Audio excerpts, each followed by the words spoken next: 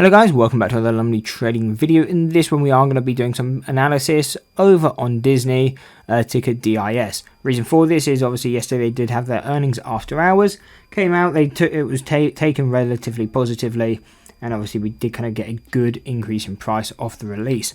One thing I did want to know, because we did mention this, I think it was on the Meta results, or it might have been the video, I can't remember exactly which one, but we were talking about this pattern. It seems to be quite common on these larger caps, especially when there's volume in these after hour trades.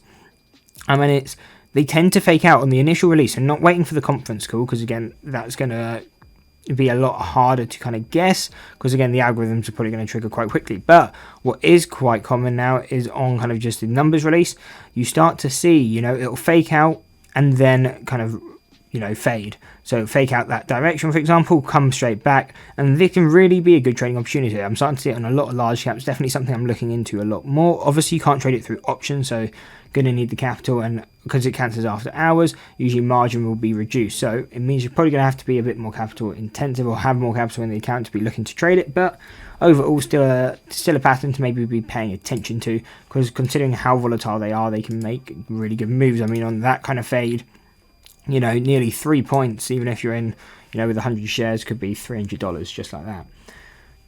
So just wanted to note that, because it is something I've started to see quite regularly now on these larger caps. Again, I wouldn't be paying attention, even if it's like an Exxon Mobil, because there's just not enough volume in these after-hour trading sessions, whereas, the Apples, the Nvidias, the Amazons, kind of these stocks have volume even in the after hours, especially when earnings are coming out, so they're still going to be liquid enough to be getting in and out without massive spreads. So just something I'm paying attention to. Kind of just wanted to make aware. Now, what are key targets? We're looking at support and resistances going into the future. So resistances 122, and this is kind of key to note, is obviously the earnings released. We closed around 111 on earnings. We pushed up over 10 points, and where was that target? We hit near enough to the cent. And this was our second deviation over on the 1 year. Literally to that, strong momentum. Obviously volume starts to die out a bit. We get that one final kind of big momentum pump or volume candle. And then again, this is the overall peak of the day. So again, that's not kind of super surprising considering that we have a deviation there. So again, key to be noting. But now that's level hit. If we come back to retest it, we would expect more kind of a breakthrough. And if so, then that 124.30 is going to be that next target. So if we break up, again, this I would be looking at more kind of obviously playing the pullback. The first time we hit this 124, looking for a pullback to at least 122. If we end up bouncing off this 122, then obviously then expect a break. And that's why we kind of manage the trades when we talk about the strategy in, we play it as a pullback. If we lock in some profits at this target, we move our stock to break even, then cool, we've got a bit of profit. We can't now lose on the trade. If it continues to reverse, then cool, it's going to be a home run trade.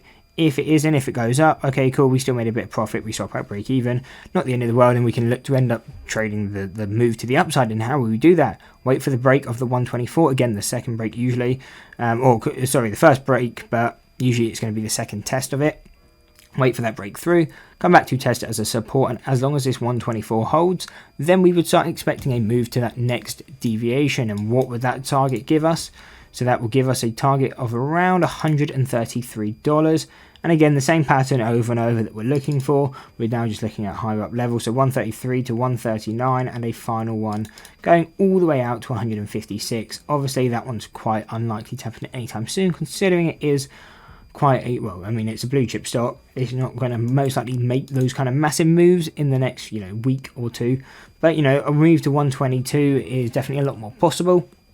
So just something I'm paying attention to. Now though, onto the support side, what would I be paying attention to? 115.50 as the support, as our second deviation over on the 6 month. If we go lower, we have a 107 support, and a 105.50 support. Again, just looking how these deviations react. Again, earnings come out, came in here, again, could have got another fade off this level, got the pullback opportunity that we talk of, came back to kind of retest it again. Bit of hesitation at overall pullback, and then we got that breakthrough. Again, didn't really ever come back for that pullback. I'm assuming, because this candle is so wide, I'm assuming this is more of a glitch, and the price action kind of didn't actually happen, because obviously that is near enough 10 points in one candle. So we didn't really get the retest. So, you know, right now there probably wasn't a good or kind of safer opportunity to catch this on the breakout, unless you were just looking to kind of play the break of that 116. Again, just pointing these things out just so kind of they're easier to understand what we're looking at when we're looking at these levels. So again, supports 115, 106, 105. If we go lower, we then have $98 to $88. To me, this is a zone I'm never looking to trade because it is statistical mean, and statistical mean is fair value.